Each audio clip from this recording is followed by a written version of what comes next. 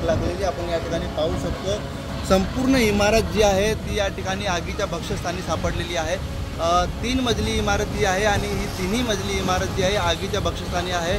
आगीचे जे रौद्र रूप आहे आपण या ठिकाणी पाहू शकतो। आगीला विझवण्यासाठी आपण या प्रयत्न जे आहेत या ठिकाणी करण्यात येत आहे। मात्र आपण बघू शकतो आग इतकी भीषण आहे की संपूर्ण इमारत जी आहे ती या ठिकाणी आगीच्या भक्ष्यस्थानी सापडलेली आहे।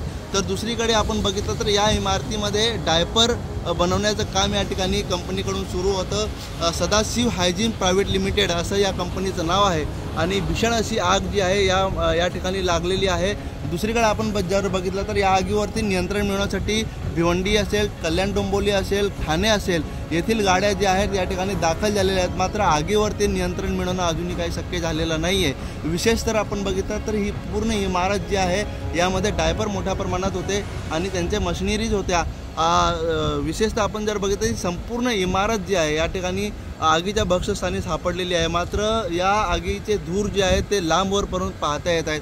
दुसरीकडे आपण बघितलं या आगीवरती नियंत्रण मिळवण्यासाठी अग्निशमन दलाचे जवान जे आहेत या ठिकाणी सरतीने प्रयत्न करताना दिसत आहेत। मात्र अजून या आगीवरती नियंत्रण मिळवण्यात आलेलं नाही आहे। अजूनही किती वेळ लागू शकते हे अजून सांगता येत नाही। विशेषतः या आगीचं कारण अजूनपर्यंत समजू शकलेलं, मात्र आगीवरती नियंत्रण मिळवण्याचा सरतीचा प्रयत्न या ठिकाणी जवानांकडून सुरू आहे। अनिल वर्मा, एबीपी माझा, भिवंडी। एबीपी माझा, उघडा डोळे बघा नीट।